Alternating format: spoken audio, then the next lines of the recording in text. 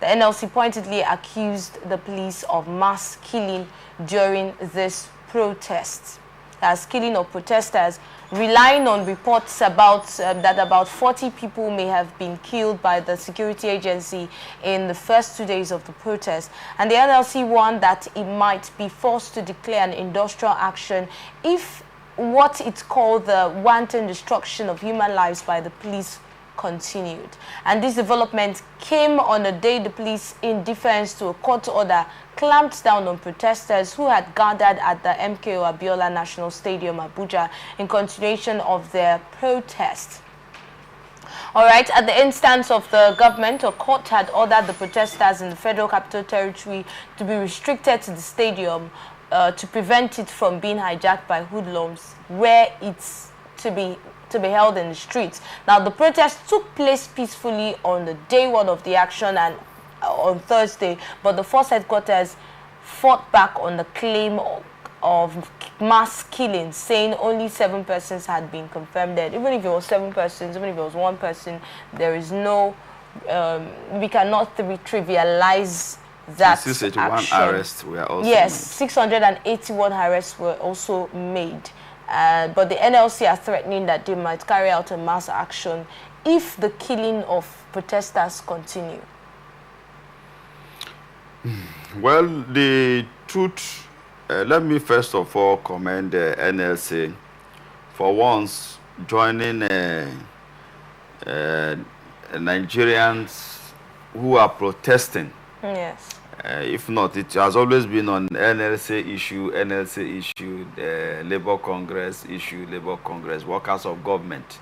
So thank you for joining those of us who are not working for government, you know, to protest and saying we are not happy with what has happened to protesters, especially the issue of killing. Yes. I equally want to state that, you know, I do not know whether it's in view of trying to maintain law and the order that some state governors went to court to take court order restraining protesters from, you know, protesting on the streets. Now, having known that there is a possible court order, if the protesters are aware and they have, you know, confided them in a place where the protest will not be hijacked, in a place where it supposedly will be lawful, I think it would have been ideal, possibly. Because what Nigerians want to express is their pain, their grievances in a mass number. And I felt that it's quite condemnable that lives are lost, you know, but I equally want to appeal that if confining in a lawful place to express our agitation is possible, we can go ahead. But again, I also want to say the FCT minister is a man that I appreciate and love, like other leaders in this country. All right. But again, when you talk about giving protesters the stadium alone, that's the Ego Square, right, for them to protest, you know that they cannot use that place for free. You know that you are the one to approve for them if they will use that place. So certainly, will they be able to afford? These are hungry Nigerians. Where would they raise the money unless if the FCT minister have mentioned to them, maybe he said you can use the stadium, right? Is that correct? You can use the stadium. Maybe he has offered them the stadium for free. But if the stadium was not going to be used for it's free, actually down to what the court actually offers them, the court ruling on that. But let's look at this story talking about the founder of Stanbic IBTC Bank, Atedo Peterside, who has appealed to Nigerian youths and organizers of the nationwide protest to suspend the action. In a tweet on his official X account, Peterside applauded protesters who have been peaceful in the course of the demonstration for dispelling the narrative of Nigerian youth not being politically active. He, however, called on the organizers to call off the protest lest it gets hijacked by hoodlums. He said, "I doff my hat to those of you who have been protesting peacefully since 1st of August. You have shaken Nigeria to the core and dispelled the falsehood that many of our youths are not politically active or do not care to demand good governance. I beg you in the name of God to please call off the protest now." That's what he said. I explained that any mass street action that goes on for more than a few days will be infiltrated and overtaken by hoodlums. Please end the protest today. He made the statement on Sunday. He doubles as the president of the Founder Anab Foundation, also urged the protesters to consider poor Nigerians who cannot endure protests for more than a few days. Poor Nigerians cannot endure protests for more than a few days. You have made your point. Your massive turnout has frightened many people. Federal government is not deaf. The president has spoken, and perhaps even the legislators have also heard you. If they collectively fail to significantly reduce the cost of governance, stop waste expenditures and tighten their own belts or lead by example, please re-strategize, regroup, and call them to order again. But for now, call off the protest immediately, because aside the lives that have been lost, properties that have been lost, poor Nigerians, according to him, might not be able to afford the protest for one more day. Yeah, he has spoken as a father and as a leader who understand that there is a right of the common man to protest. And I also want to thank him for commending the protesters who have registered their feelings and their complaints on behalf of other suffering Nigerians. Yes. Yes. The protesters, I know they are not just the only people who desired a better governance in Nigeria, but for those who have come out, you know, peacefully and lawfully, they have represented us very, very well, the suffering Nigerians. And I'd like to join my voice with Peter's side that let us call off the strike for now. And then, since our father, the president, have spoken, let us hold him by his words. Like I appealed earlier, let Mr. President match his words with actions. Yes. Let the promises he has made yesterday, let us see the visibility of all of these things. And I also like to still say we condemn the killing of the protesters, while we also encourage that protesters should not destroy properties, neither loot any properties, be it government properties or private individuals' properties. So at least we have expressed our pain, our feeling in a very strong terms. It is the kind of people I saw protesting, like in Jos, our revered father, Prophet Isa Abuba, was among those who led the protest in Plateau State. And no wonder it was peaceful. No wonder there was no kind of looting or harassment. So I'd like to say that the protest has been established. It behoves on any reasonable government or any reasonable leader to now go back and strategize and begin to make things work. And I'd like to say the protest that has been exhibited or made, it is not a drama. It's not a drama. Very many of us here have been here saying that let it be peaceful, let it be lawful. But if government fails in her own responsibilities and promises, next time we may not have the courage to come here and appeal to ourselves. Let us be patient again with government. So I'd like to call on government that the economic situations of Nigerians, like you know, is very, very biting. Speedy measures should be put in place. The issue of building road infrastructures may not put food on our tables.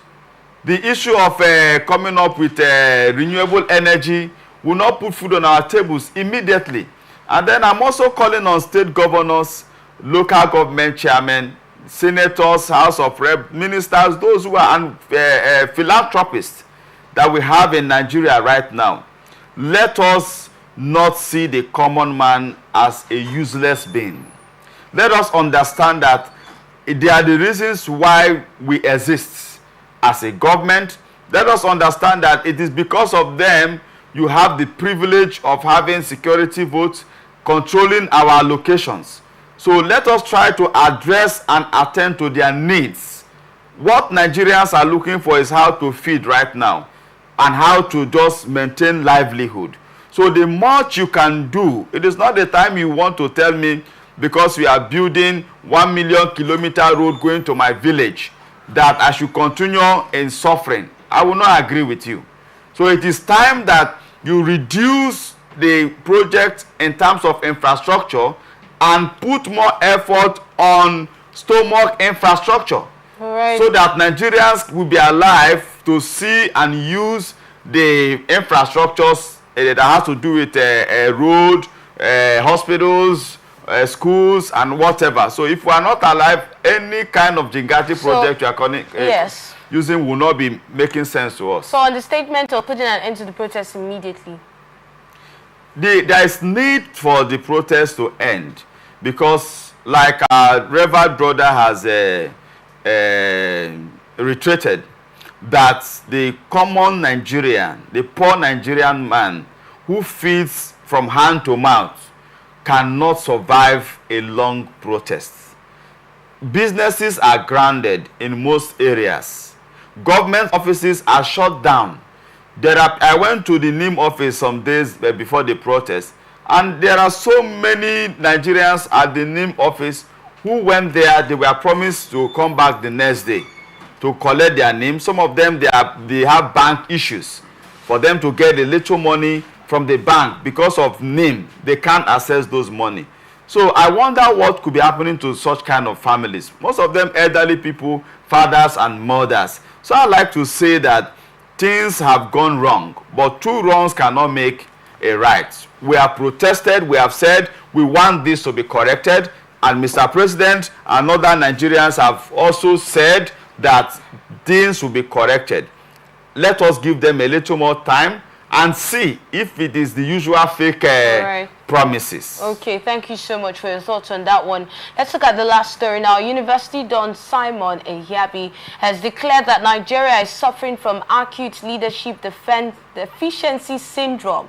Delivering the 26th inaugural lecture of Adekunle Ajasin University, Akungba, Okoko, Ondo States, the professor of African political and diplomatic history said that leadership failure has brought Nigerians to the point of agitation for restructuring and not the falsely created construct of ethnic incompatibility. He's saying that what has actually brought Nigeria to where it is, talking about the revolt now of citizens saying no, we don't want this anymore, we don't want what's happening. It's not because of ethnicity or ethnic differences or disunity. The reason is bad leadership. That's a statement of this particular professor. Let's get your thoughts. Well, leadership in different levels is very, very on the decline in Nigeria. But again, what is the cause of this leadership decline? Poor leadership. Until the day we stop monetizing our political process, if I do not have at least 500 million naira, I may not be a member of Rivers State House of Assembly. So if I want to go to House of Reps, I should be talking about at least 1 billion naira to enable me campaign, lobby, buy party form, do campaign. Even if you go for campaign, what they are waiting for is what you brought. How much did you bring? You have to buy, pay. Even some electorate, you have to tag a price of how much you must give them before they can vote for you. So if I have to use 500 million naira to go to assembly, my dear sister, if I invest 500 million naira in any business, won't I make profits?